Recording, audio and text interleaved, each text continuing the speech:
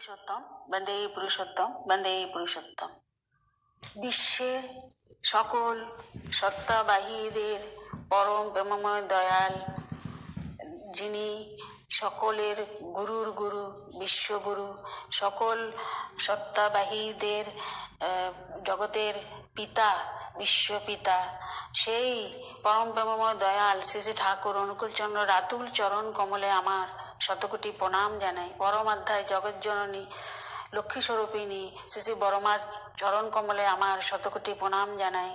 পরম পূজ্যপাদ শ্রী শ্রী বদ্দার চরণ কমলে আমার শতকোটি প্রণাম জানাই। আচার্যদেব শ্রী শ্রী দাদার চরণ কমলে আমার শতকোটি প্রণাম জানাই। পূজনীয় বাবাদের চরণেও আমার শতকোটি প্রণাম জানাই। গোবিন্দার চরণ কমলে আমার শতকোটি প্রণাম জানাই। এবং পূজনীয় অবিন্দা আজ বিভিন্ন সভাতেও যাচ্ছেন, আমাদেরকেও সেই প্রেরণা দিচ্ছেন, ওনার চরণেও আমার শতকোটি প্রণাম আবার জানাই। তিনি তো কত সুন্দর সুন্দর গান আজ আমাদের সামনে দিচ্ছেন। তো যাই হোক, যারা শ্রদ্ধেয় মা, দাদা এবং গুরুজন, বন্ধু বান্ধবদের আমার যথাযোগ্য স্থানে প্রণাম, নমস্কার, শ্রদ্ধা, ভালোবাসা, প্রীতি, জয়গুরু জানাই।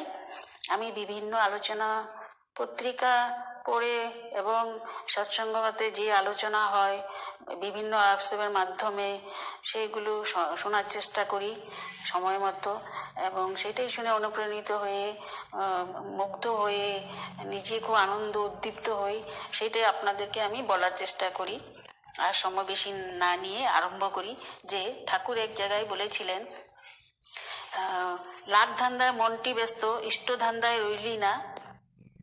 লাখ ধান্দায় মনটি ব্যস্ত, ইষ্ট ধান্দায় বইলি না।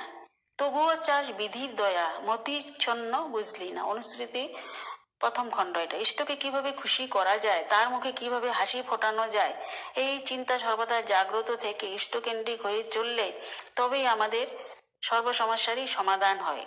এই বিশ্বে আমরা দেখি, তা পরমপিতা চোখ দিয়ে যদি দেখি বিশ্বে সমস্ত কিছু, তাহলে কোনো বিরোধ থাকে না। নিজের চোখ দিয়ে দেখলে অহং এসে যায়, বিরোধেরও সৃষ্টি হয়। তাই তিনি বললেন, তোমার নজর যদি অন্যের কেবল কুইয়ে দেখে, তবে তুমি কখনো কাউকে ভালোবাসতে পারবে না। আর যে সৎ দেখতে পারে না, সে কখনোই সৎ হয় না। তোমার মন যত নির্মল হবে, তোমার চক্ষু তত নির্মল হবে, আর জগৎটা তোমার নিকট নির্মল হয়ে ভেসে উঠবে। এটি সত্যনিঃসরণে বাণীতে আছে। জগতের কল্যাণের জন্য, সমাজের মঙ্গলের জন্য যা যা করণীয়, সবই ইষ্ট স্বার্থ প্রতিষ্ঠা। শ্রী ঠাকুরের অনেক অনুশাসনবাদ আমাদের দিয়েছেন।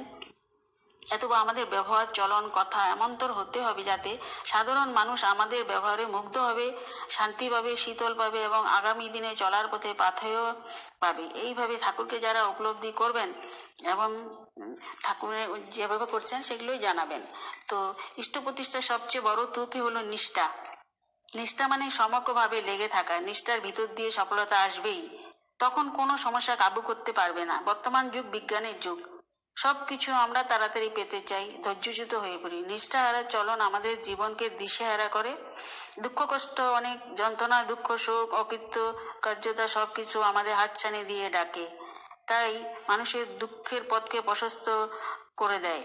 আমি এই আলোচনা পত্রিকাতে শ্রী সত্যব্রত ধরদা যেখানে থাকুন আমার জয়গুরু জানাই, উনি খুব সুন্দর আলোচনা পত্রিকায় সেটা আলোকপাত করেছিলেন। তো আমি সেখানে বলছি, পৃথিবীতে বেঁচে থাকতে হলে মানুষের কিছু প্রয়োজন হয়। ছোট শিশু জানে না তার কি কি প্রয়োজন। মা বাবা প্রিয়জনদের স্নেহের হাত ধরে ধীরে ধীরে বড় হয়। সংসার সম্বন্ধে পা দিয়ে নিজের প্রয়োজন সম্বন্ধে সচেতনও হয়ে ওঠে। চারিদিকে সমস্যা বিচরণ করে। প্রত্যেক মানুষের জীবনে সমস্যা আছেই।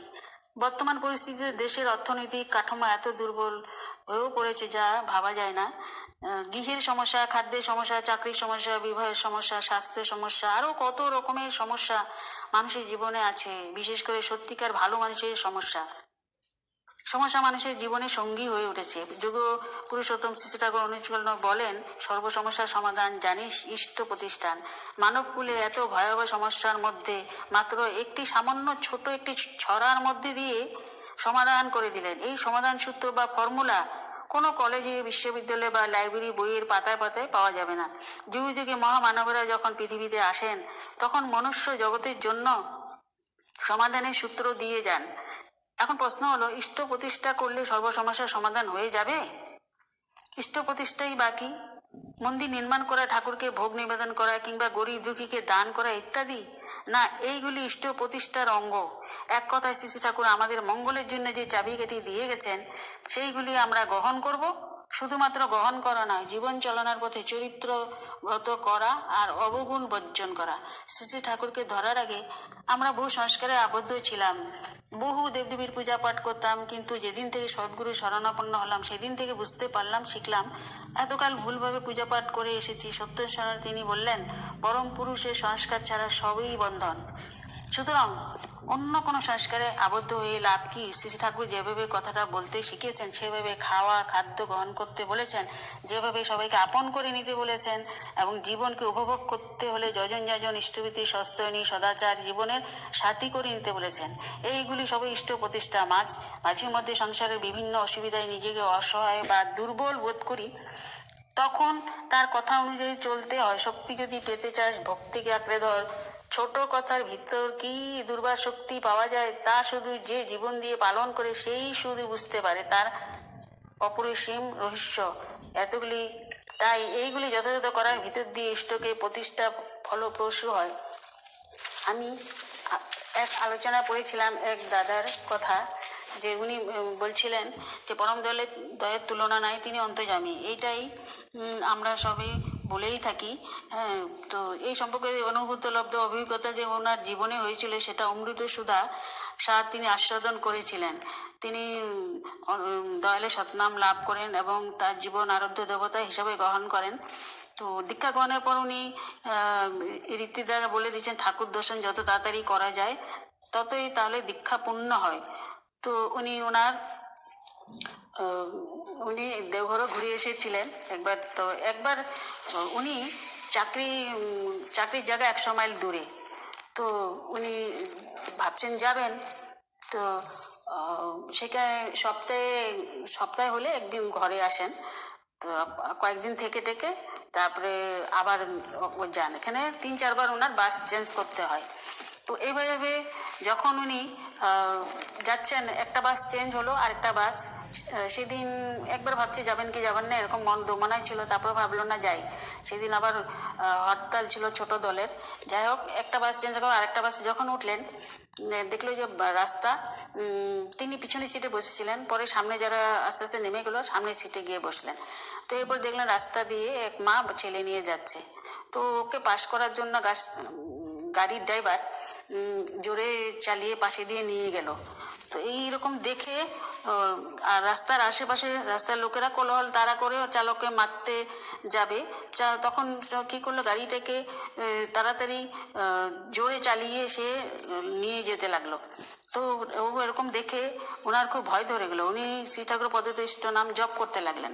গাড়ি ছুটছে, 2-4 জন লোকজনও কিছু কিছু জড়ো হয়ে পিছন থেকে ঢিল মারছে গাড়িতে। তো এরকমই ঢিল মারার জন্য গাড়িটা চালাতে পারলো না গাড়ির ড্রাইভার। গাছটা গিয়ে একটা বড় গাছে ধাক্কা খেলো। ধাক্কা খাওয়ার পরে গাড়িটা মানে আধা ভেঙে প্রচণ্ড শব্দে, মানে গাড়িটা দেখে রাস্তার নিচে ড্রেনের মধ্যে গিয়ে পড়লো সেই গাড়ি, বড় গাছের লোকে ধাক্কা খেয়ে, এবং গাড়িটা হাফ উল্টে গেল। তো উনি চারিদিকে সবাই চিৎকার চেঁচামেচি। তো উনি হঠাৎ যখন ওনার একটু জ্ঞান বলতে পারছেন না কী হয়েছে, হঠাৎ যখন জ্ঞান করলো, দেখলেন যে গাড়ির সামনের দিকে ওনার মানে পাটা আটকে গেছে, উনি বার হতে পারছেন না। তারপরে তো বুক পকেটে দেখলেন যে ঠাকুরের ফটো, শ্রী ঠাকুরের ফটো বা শ্রী বর্মার ফটো, শ্রী ভদ্র ফটো প্লাস্টিকের কভারেই ছিল। চিরুনি আরও কয়েকটা টাকা ছিল, সেগুলো নাই, কোথায় ছিটকে পড়ে গেছে ভাবলেন। তো ওনার বাম পাটা গাড়ির নিচে থেকে চেষ্টা করছেন বের করার জন্য, কিন্তু পারছেন না। তো ভাবছেন যে হাঁটুর নিচে নিশ্চয় কিছু হয়েছে, কিছু লড়াতে পারছে না তিনি। তো আশেপাশে যারা এসছে ওনাকে ডাকার চেষ্টা করলেন। ওনারা প্রথমে আসতে চান নাই, পরে অন্যান্য সবাই মিলে বার করার চেষ্টা করলো। আর ওই যারা চারিদিকে তো ক্ষত বিক্ষত কিছু কিছু মানুষ ছিল, যারা যেই কজন ছিল গাড়ির ভিতরে, যাই হোক ওনাকে নিয়ে বললেন যে হসপিটালে নিয়ে যেতে। সামনে যে হসপিটাল ছিল ওনারা পরে ওনাকে মানে অটো করে নিয়ে গেল। পাটা উঠাতে পারছেন না, পাটা সিটের উপরে সিধা করে দিয়ে এভাবে গেলেন। তো সেখানে ঠাকুরের নাম করতে করতে বলছেন তুমি ঠাকুর রক্ষা করো। তো যাই হোক এই ভিতরে নামও চলছে। তো ওখানে গিয়ে ওনার হসপিটালে গেলেন। সেখানে পৌঁছে তো যে ব্যাগ ছিল হাতে, সেই ব্যাগের থেকে ফোন নাম্বার বের করে ওনার বন্ধুদের সবাইকে ফোন করলেন। ওনারা হসপিটালে আসলেন। কিন্তু তো পাটা ওনার ঠিক জোড়া লাগেনি। হ্যাঁ, মাংসটা খেবড়া খেবড়া হয়ে গেছে। সেই ড্রেসিং চলছে। তো যাই হোক ড্রেসিং করার জন্য আর হসপিটালে ভর্তি থাকা যায় না, তো ওনাকে ঘরে পাঠিয়ে দিলেন। তো কিন্তু তিনি ঠিকমতো হাঁটতে যদিও পারেন না, তো এটাই শ্রী আচার্যদেব দাকে বলা হলো, নিবেদন করা হলো। তো দাদা বললেন ডক্টরের পরামর্শ মতোই চলতে, তো চিকিৎসকের নির্দেশ মেনেই চলতে, তবে আরোগ্য লাভ করবেন। তো তিনি প্রার্থনা জানান পরম দয়ালের চরণে, নাম করেন ইষ্টিবৃত্তি, একদিনের জন্য জানান নাই, জানেন ভালোভাবে ঠাকুরের আশীর্বাদ আছে। তো এইভাবে শ্রী দাদার চরণে নিবেদন করে মনে শক্তিও পেলেন। হঠাৎ মনে এলো যে পাটনায় গিয়ে পায়ের যেটা হাড্ডি জোড়া লাগেনি, হাড্ডি শুকিয়ে কিছু প্রবলেম হয়েছে। তারপরে উনি আরও অন্যদের সহায়তায় পাটনা গিয়ে ডক্টর বি মুখোপাধ্যায় ওনার চিকিৎসায় তিনি সেটা করে ভালো হয়ে আসলেন এবং আস্তে আস্তে পরে মানে হাঁটা চলা আরম্ভ করলেন। বর্তমানে ভালোই আছেন এবং তিনি বলছেন যে যতই আসুক আপদ বিপদ যেমনই হোক প্রাণ ইষ্টভীতি আনি আনে সবার পরিত্রাণ। কেননা তিনি সেদিন যে বের হয়েছিলেন ইষ্টভীতি করেই বের হয়েছিলেন। তো জয় গুরু, সবাই ভালো থাকুন। বন্দে পুরুষোত্তম, বন্দে পুরুষোত্তম।